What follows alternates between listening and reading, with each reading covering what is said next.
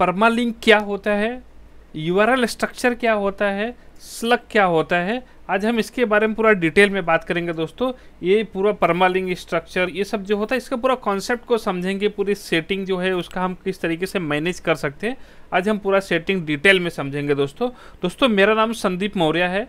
मैं web development, SEO, web hosting और blogging से रिलेटेड वीडियो बनाते रहता हूँ दोस्तों। अगर आप लोगों को इस तरीके के टॉपिक पे इंटरेस्ट है तो हमारे यूट्यूब चैनल संदीप मौर्य को सब्सक्राइब करें। दोस्तों अभी हम डायरेक्टली अपनी वेबसाइट पे आ जाते हैं और देखते हैं यहाँ पे कि हम किस तरीके से अपना ये वर्डप्रेस में परमालिंक क्या होता है और किस तरीके से हम इसको मैनेज कर सकते हैं। दोस्तों अभी हम अपने वेबसाइट पे जो हमारा अपने पहले से ही अगर आप सीरीज फॉलो कर रहे हो ये वर्डप्रेस डेवलपमेंट का, तो इसमें आप देख रहे होंगे कि पूरा हमने यहाँ पे एक वेबसाइट पे जो है sandeepmaurya.in करके एक सैम्पल वेबसाइट है, इस पर हम काम कर रहे हैं।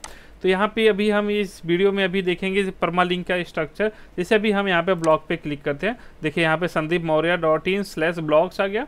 फिर उसके बाद में अगर हम किसी पोस्ट पे क्लिक करते हैं, देखिए यहाँ पे लिखा है sandeepmaurya.in, फिर अनकैटेगराइज हाउ टू सेट परमालिंक, मतलब एक इस तरीके से यूआरएल स्ट्रक्चर है। देखिए ये जो यहाँ पे लिखा हुआ है ना, ये डोमेन के नेम के बाद जो स्लैश के बाद जो आता है यहाँ पे, इसको हम परमालिंक बोलते हैं, यूआरएल स्ट्रक्चर बोलते हैं, स्लग भी बोलते हैं यहाँ पे।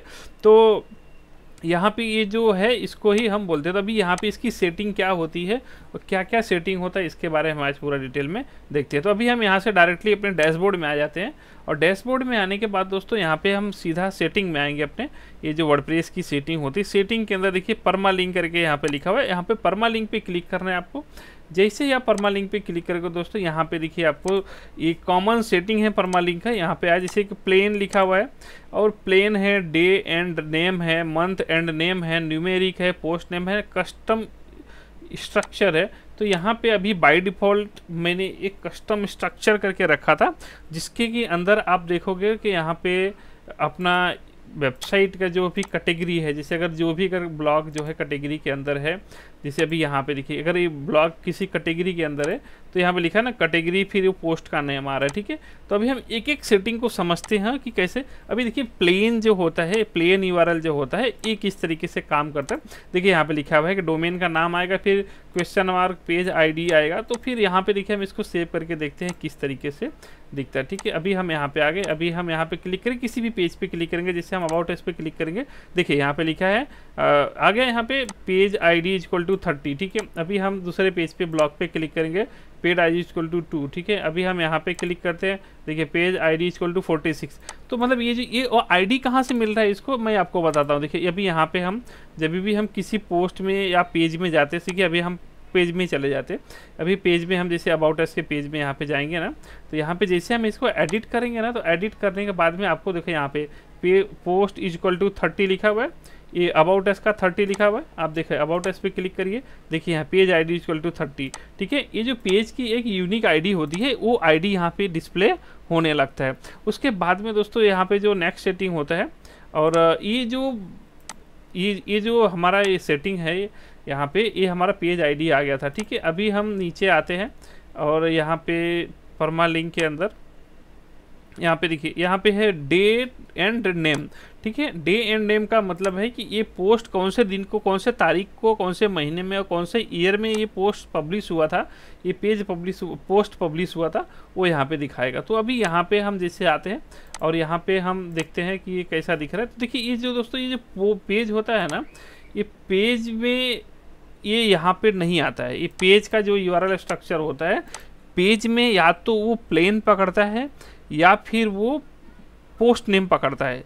पेज के लिए 2 ही होता है, लेकिन अगर आपका पोस्ट है, देखिए अगर अभी हम यहाँ पे ब्लॉग के अंदर किसी पोस्ट पे क्लिक करेंगे, देखिए यहाँ पोस्ट पे क्लिक करते हैं, यहाँ पे आ गया देखिए 18 अप्रैल 2022 हाउ टू सेट परमालिंक। अभी हमने एक पोस्ट बनाया था, वहाँ पे देखिए ये ऐसा दिख गया, लेकिन वो चीज़ पेज में नहीं दिखती, क्योंकि पेज का परमालिंक या तो पेज आईडी होता है या फिर यहाँ पे उसका जो कस्टम यूआरएल होता है, मतलब उसका जो नाम होता है, जैसे अबाउट स्पेस की जगह पे वो डैश लग जाता है, तो ऐसे ही यहाँ पे पकड़ता है। उसके बाद में हमारा है month and name.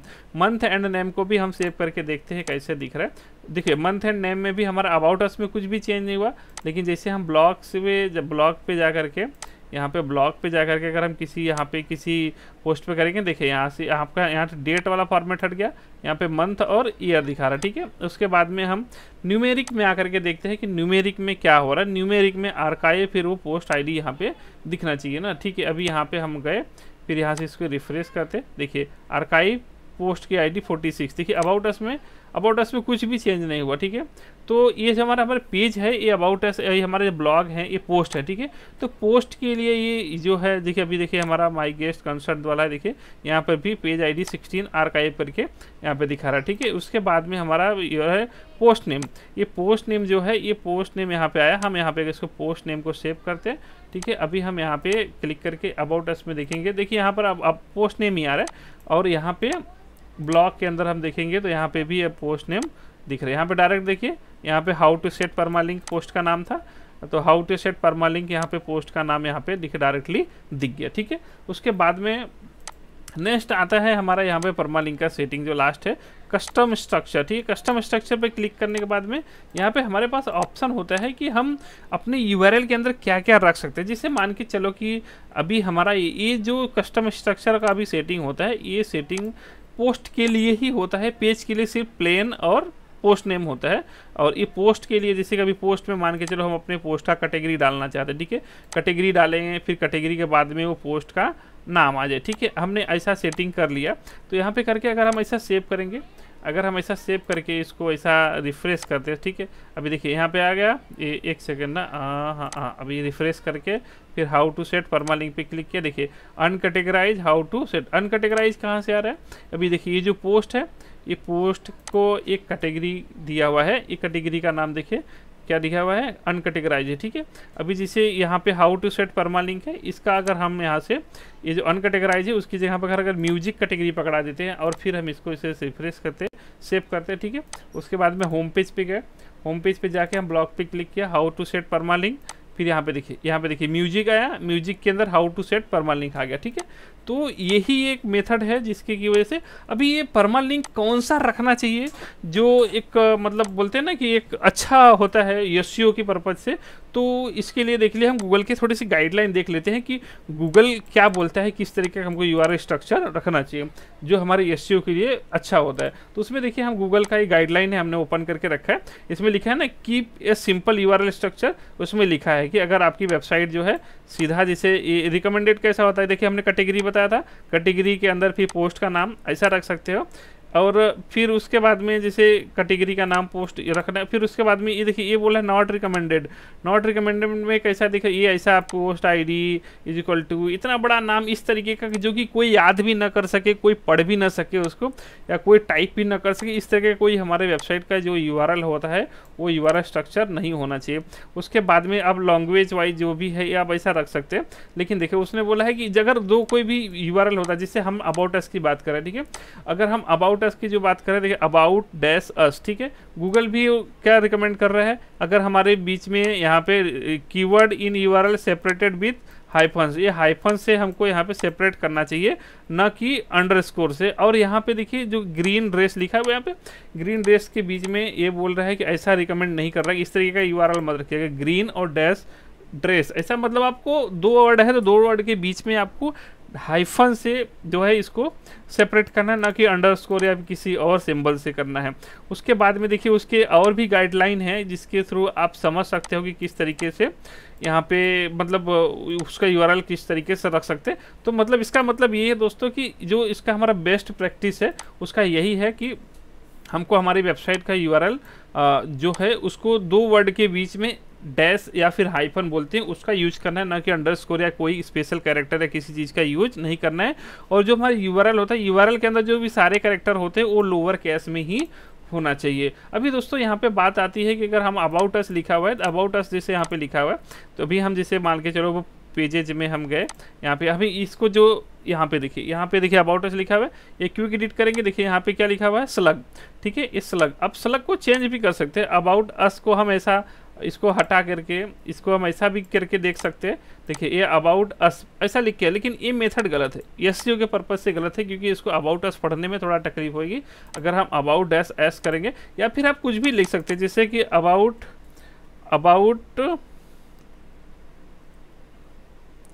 About my company ऐसा लिख सकते हैं, ठीक है। अबाउट डैश, पहले एक ध्यान देना है हमको, हमेशा इसको स्मॉल में रखना है, ठीक है। ये स्मॉल रहेगा, फिर उसके बाद में अबाउट, फिर यहाँ पे डैश, ऐसा। अब ऐसा भी रख सकते हैं, ज़रूरी नहीं है कि आपका जो पोस्ट का नाम है वही रहेगा। अभी देखिए यहाँ पे अबाउट माई कंपनी, यहाँ पे देखिए अबाउट ऐसी दिख रहा है पेज का, लेकिन उसका जो यूआरएल है, स्लग बोलते हैं उसको, ये जो स्लग है हम इसको स्लग को चेंज कर सकते हैं। इसमें स्लग को चेंज करने का पर्पज़ का मैं बताऊं तो क्या होता है, जैसे अगर कभी कभी ऐसा होता है कि किसी ब्लॉग का यूआरएल बहुत बड़ा है, कोई भी अगर पोस्ट है जिसका जो है कि यहाँ पे जैसे हाउ टू सेट परमालिंक लिखा हुआ है, ठीक है। जो हाउ टू सेट परमालिंक लिखा हुआ है, तो इसको हमको एडिट करने के लिए क्या करना है कि अभी इसका यूआरएल चाहिए, तो हम किसी को यूजर को अगर लिखने में तकलीफ हो रहा है, उसको बड़ा लग रहा है, तो हम खाली यहाँ पे ऐसा लिख सकते हैं, खाली परमालिंक, ठीक है। ये जो नीचे का ये है, इसको हम इसको ऐसा खाली परमालिंक करके इसको भी लिंक ऐड कर सकते हैं। तो यहाँ पे देखिए यूआरएल अभी म्यूजिक के अंदर परमालिंक वाली कैटेगरी आ गई, तो यहाँ पे हम इस तरीके से इसको सेव कर सकते हैं। तो इसमें दोस्तों अभी फाइनली हम ये समझते हैं कि जो हमारा यूआरएल स्ट्रक्चर होता है उसका सबसे बेस्ट प्रैक्टिस जो होता है परमालिंक का, वो होता है हमारा पोस्ट नेम, ठीक है। ये पोस्ट नेम, ये पोस्ट नेम पे हम क्लिक करके यहाँ से इसको सेव कर देंगे। ये सबसे ज़्यादा रिकमेंडेड है गूगल की तरफ से। अभी यहाँ पे जैसे यहाँ पे हम इसको सेव कर सकते हैं। अगर आपको मतलब उसके अंदर कैटेगरी भी रखनी है पोस्ट के अंदर, तो आप रख सकते हो। तो आपको दो चीज़ें गूगल रिकमेंड करता है, एक तो कस्टम स्ट्रक्चर में जैसे हमने पोस्ट का जो है कैटेगरी रखा, ठीक है, पहले कैटेगरी रखा, फिर हम यहाँ पे उसका पोस्ट का नाम रखा। ये भी आप रख सकते हो अगर आपका ब्लॉग है और ब्लॉग में अलग अलग मतलब कैटेगरी से आ रहा है, तो लोगों को आइडेंटिफाई करने के लिए किस कैटेगरी का न्यूज़ या ब्लॉग है, तो उसके लिए हमको वो वाला ही स्ट्रक्चर यूज कर सकते हैं। और हम सिंपल वाला जो होता है अपना ब्लॉग पोस्ट, जो पोस्ट नेम या फिर कस्टम स्ट्रक्चर वाला हमको यहाँ पे रख सकते हैं। तो दोस्तों मुझे उम्मीद है कि आप लोगों को समझ में आ गया रहेगा यहाँ पे कि यूआरएल स्ट्रक्चर या फिर परमालिंक क्या होता है और किस तरीके से काम करता है।